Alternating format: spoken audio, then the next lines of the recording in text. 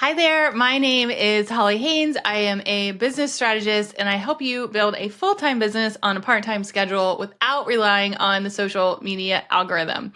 So if you are like me and you are already feeling the holiday rush, this episode is for you because I'm breaking down my unique life first business model to help you build a flexible, profitable 2025 plan around your family, vacations, and passions.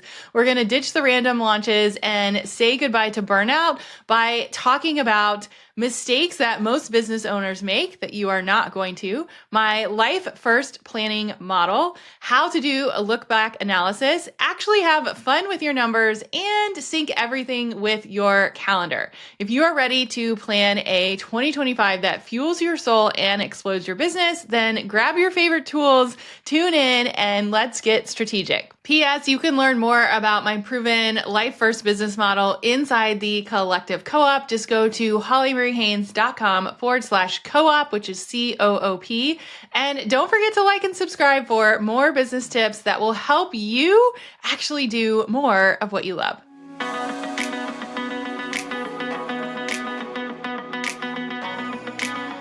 Welcome back to this week's Pep Talk. It's been a couple weeks since it's been a solo episode, and I'm so excited to be back. One of the things that I'm most excited about is because this is a deep strategy episode, which is my favorite thing to talk about. And I thought because it is the time of year, I would say it's kind of a weird time of year where, I don't know, I had glow in the dark spider web nails on yesterday. My neighbors have their Christmas lights up, and I'm starting to think is Thanksgiving even a holiday, or are we just skipping past it? But I'm wait, I haven't gotten my pumpkin spice chai teas yet. It's such a weird time. But in all seriousness, whether you like it or not, November is the time to strategically plan for the next year. And it's so crazy to think about that. But also, I know, just like me, you have a lot of things going on. And so I wanted to be able to share a couple of things that you could do now to just make planning for 2025 a little bit easier, and also maybe inspire you to think differently about strategically planning for the new year. So first things first, I want to get into what mistakes most business owners make, and I have done this too, when they start to plan for 2025. So the first thing that you might be doing is going month to month. So let's say you sit down and you're like, Holly says I need to plan. So I want to make $200,000 a year. I'm going to divide it by 12. And that's what I should be making month to month next year. That doesn't really work. Also, well, let's just plan 1 month at a time and then we'll just see how it goes. That's kind of like throwing spaghetti at the wall. You might also look at your expenses, which is a great activity, and then decide, okay, well, I need to make this much to cover it. I don't know. I feel like that's cutting yourself off. You could probably do so much more. Or maybe you're the type of person, and this is what I used to do, is you plan out all your launches to a T, and then you forget that you actually want to live a life too. And you're like, wait, but I have 17 things to launch. And so I just want to share those because those are all good activities, but we want to do things a little bit differently. And inside our Collective Co-op program and in the programs that I teach, we talk a lot about having a life priorities based business model. And so I wanted to walk you through 3 things that I'm doing this month to strategically plan for 2025 that allows you to take more vacations and do more things with your family and do things that you actually love. And maybe not make the same mistakes that we've made before, where we just take a number and divide it by 12 and then hope for the best. We're not going to do that. So the first thing that you want to do, number 1, is when we plan for the new year, I want you to think about life first. And really what this is get your calendar out and think about it. I like to do this in a really creative setting. I will go to our favorite coffee shop. My husband and I are actually doing this the day that this podcast airs. There's a really cool grocery store that has croissants and coffee and all the things. And we're going to go sit there and we're going to get our calendars out. And we're going to talk about where do we want to go as a family? What do we want to do, right? How do we want to feel? Where do we want to go on vacation? What are the things that we want to have? Those are really fun to think about. But also ideas to think about are like, hey, are there conferences that I want to go to next year? Are there sales maybe that you need to think about? I always like to think about sales that maybe other companies are doing. So like Amazon, people plan sales if you have product or services around Prime Day because everyone's spending on Amazon. So why wouldn't they spend with you too, right?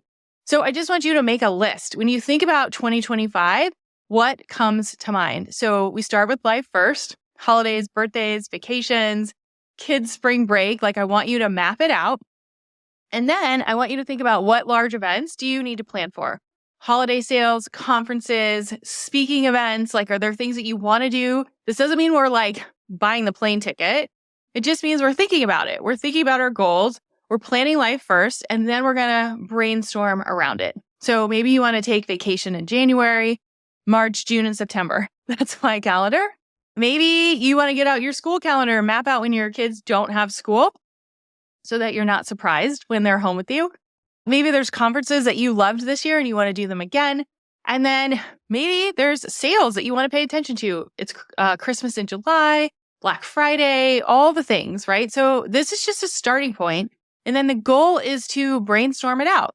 So this is where I started. And then I start to get a little unconventional. Then we start to do things a little bit differently. But I want you to start with life first. We have a big calendar in our office that I share with my husband, and we write all these things out as life first. That's step number one. Step number two is to do what I call a look back analysis and start thinking about, well, how do you actually want to make money in 2025? And the first thing is to not just pick random dates and be like, I'm just going to launch January 1st because that feels good, right? We're going to be intentional with our time and our energy and what we want to do and how we want to do it.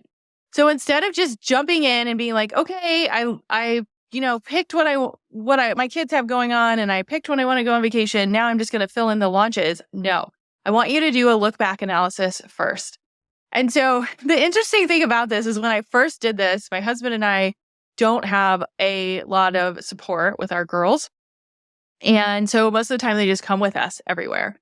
And we had a weekend free where we went to just like a local resort to hang out for a couple days. And I'm like, I'm going to do this look back analysis real quick, which I would not recommend on a weekend with your husband, but it worked. So I had a notebook and I went through my Google Calendar and I wrote the month. And then I wrote down what happened, what we did, like good things, bad things. And then I went into QuickBooks and wrote our revenue. Now I have a system for it, but at the time it was just a notebook and it was every month what we did, the revenue. And the cool thing is when our revenue increased, it was because we had done something really creative and fun before it. So there is like statistically proven data that shows when you do more of what you like to do, you will actually make more money. And so then I was like, okay, well, I want to redo that. Like, how do we redo that? What months worked the best? When did we go on vacation? What happened when we got back? And so now I had a story that I could dig into. I had data that I could look at. And let's just pause for a minute. A lot of people get really nervous to look at numbers, but to me, numbers are power. Numbers are telling you like, hey, this didn't work this time. Let's do it differently. Or, hey, this worked really well. Let's do it better. And let's do it again. And so data is power. You have everything you need to be successful when you think about what do you want to do, and then using the data to prioritize your goals and make a schedule that's going to help fuel you to the next level. So that's number two, is do a look back analysis. Now we have a fancy scorecard that I keep track of things, which I teach inside our collective co-op and help you put it together, but you can use a notebook and it will totally work. So this third step then is to play with your numbers. So yes, I use numbers and play in the same sentence. So spreadsheets make you nervous. This is your sign to just have more fun. But we take this scorecard that we have created now and we track our data every single month of, hey, this is what worked. This is what didn't work. This is where we want to focus. So then at the end of the year, when we do our look back analysis, I don't have to like write it all down in a notebook. I already have it, but I can also look at, hey, this is something that I want to repeat. The other thing we do in this scorecard is we play around with different revenue models. Now, playing around with different revenue models is very hard to teach on a podcast, But what it means is like we still have not planned our launches yet. What we were doing is saying, hey, this is what I think I want to do this year. What does this look like? Scenario A. What does this look like? Scenario B. What does this look like? Scenario C. And we're just playing around with it. Like maybe we launch twice a year. Maybe we don't launch and we do something different. And so I'm inviting you to create time for play when it comes to thinking about your numbers and what you want to do. The other thing that we do is calculate what your hourly rate is worth. So this is not what you charge, but what I want you to do, and if you're in our co-op or our programs, I actually just taught this week to remind you that it's a really simple exercise. But I want you to take how many hours you want to work a year and then divide it by what the revenue is that you want to bring in. So let's just pretend that this comes out to $600 an hour. I'm not advocating that you should charge $600 an hour. What I'm saying is everything you say yes to is worth $600 to you. Is it? I don't know. But it's a little bit of a guide to help you set boundaries of like, okay, if I say yes to this and it takes 45 minutes of my time, is that worth $600? In some cases, it totally is because it'll be more partnerships. You're learning something. You can apply it to something else. In some cases, it's not. And so these tools together really, I think, give you the power to build a life priorities-based business. So in this scenario, we've got our calendars out. We are looking at our numbers. We're looking at our hourly rates. And then we're like playing with the offers, right? It's like a puzzle. So maybe it's like 10 courses and 2 launches and 1 VIP day. What does that look like? And then how does that feel against your income goal? And the goal is that you're playing around with it. So you're not just putting random launches on your calendar and you're being very, very intentional. And so if you launched a membership, as an example, what impact would that make? Is that the right choice for your goals? And so this is exactly the type of strategy that we work through in our collective co-op, which I've been talking about so much, and our one-on-one strategy intensives, where I will sit down with you and I will map this whole thing out for you. We will look at your income. We will look at your goals. We will map out a 90-day plan for you. And it's so powerful. And then, the last piece of this is we've got these ideas. We've got this calendar. We kind of think we know maybe what we want to do. It's aligned with our goals. And now we need to look at our expenses. And so I want you to think about, what did you pay for last year? Are there places that you can save this year? I share this every single year at this time, but paying for yearly subscriptions saves me almost $3,500 a year. Now, to me, that is a holiday bonus, right? It's worth looking at consolidating as much as possible. What did you pay for? Do you need to keep paying for it? Can you pay yearly? Is there a discount that you can take advantage of somehow? My husband was just emailing one of the softwares that we used yesterday to see if they would apply their current bonus to us, even though we're a current customer. It doesn't hurt to ask. And so if you can save that kind of money and you're aligning your offers with what you actually want to do, and you have a calendar that feels really fun and exciting to you, then your year is going to feel really amazing. So to recap, we looked at life first. Then we looked at what worked and what didn't work. That was step number 2. And then finally, we use our data, our financials, as clues to see what makes sense for us. What happened last year and what do we want to do going forward this year? And then the last step is we take this bonus step that most do not, and we sync it back to our calendar. We circle it all back to the calendar. The calendar is everything. And so my question to you is, once you get to this step, is when do you need to start? So let's say you want to create a new course or podcast, but you have to design and build it first. And based on your metrics, as an example, you know that May is the best month for you to launch because it was the best month last year. So then work backwards. If you want to launch in May, do you have any big rocks on your calendar that are preventing you from doing this? We just did this in our community, and one of our members was like, oh my gosh, I'm getting married in May. I can't launch a podcast. And because it was like so far out, she didn't think about the two things syncing up. She just was like, oh, I want to launch this podcast. I got to go. But it didn't line up. So she's like, hey, I'm going to do it in April. That way May is free, which is totally okay. So think about, how long is it going to take you to build the thing or do the thing? And then do you have any big rocks on your calendar from preventing you to do this, and work backwards?